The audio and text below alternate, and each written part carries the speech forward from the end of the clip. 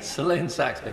Thank you, Mr Deputy Speaker, and it's a pleasure to follow my honourable friend, the member for Sedgefield, this morning, and I congratulate the member for Cumberland, Kilsyth and Kirkintilloch East for bringing this bill through the House. It is an important piece of legislation that will support so many families around the UK. Neonatal care for premature and sick babies can have long-lasting impacts, as we've already heard, on a family, even once the baby is well and able to return home. These impacts range across logistical challenges, family dynamics and even the future attainment of the baby. Bringing in additional care leave will, in the short term, alleviate the stress caused when one parent has to return to work. Paternity leave only provides for 2 weeks of leave from work for the 50,000 families who spend more than 1 week in neonatal care after birth every year. The father's chance to bond with the baby and support their recovering partner is severely limited. 70% of the families with a significant neonatal stay report that one parent had to return to work whilst the baby was still receiving care in hospital.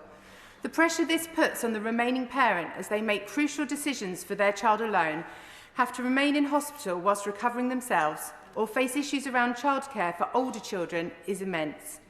In rural areas such as my North Devon constituency, families also have to face the challenges of getting to hospital, especially if one parent returns to work and the other cannot drive and has to rely on very sparse public transport. With longer maternity leave and pay entitlements, the parent left with the child is often the mother. In families which don't require neonatal care, the childcare burden still falls disproportionately on women.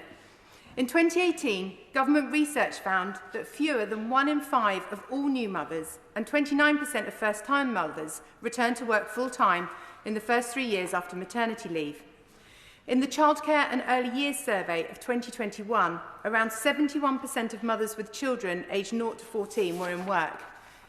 However, for new mothers, staying with the same employer is associated with a lower risk of downward occupational mobility, but also with lower chances of progression. A previous study found that a third of women returners reported a reduction in job status. Overall, women were less likely to return to work if they had not received any maternity pay at all.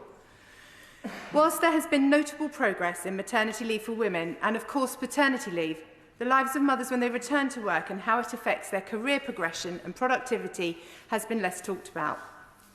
The burden of a mother facing exceptional care and health needs for their child is even higher.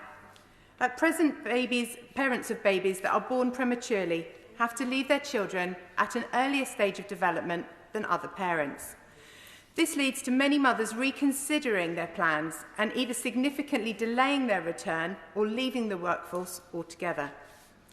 Boosting productivity is crucial to boosting economic growth. Enabling more women to confidently return to work after maternity leave will not only reduce the gender pay gap and the gender gap in senior leadership positions, but go on to boost our economy.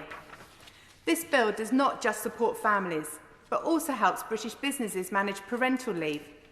Often parents resort to statutory sick pay whilst their child is in hospital. This is not a suitable replacement for appropriate leave and pay for both parents and employers. Unlike neonatal pay, employers are unable to reclaim the cost of statutory sick pay, so the current system comes at a significant cost to businesses. Ultimately, a more stable family life will benefit the baby as it grows. 71% of families have reported that they are worried about the long-term outcomes for their preterm babies. Neonatal care prevents a lot of typical bonding, such as skin-to-skin contact, feeding and other regular care. This bonding has been shown to improve weight gain, improve motor reflexes as the child grows, and even reduce pain.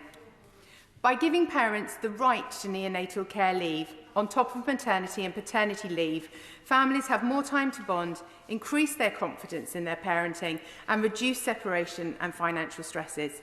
We all want the best for our children, and supporting families as they face the challenges of neonatal care helps give them the best start in life. As is so often the case on a Friday, we do our best work here when we are together, and I'm delighted to be supporting this bill today.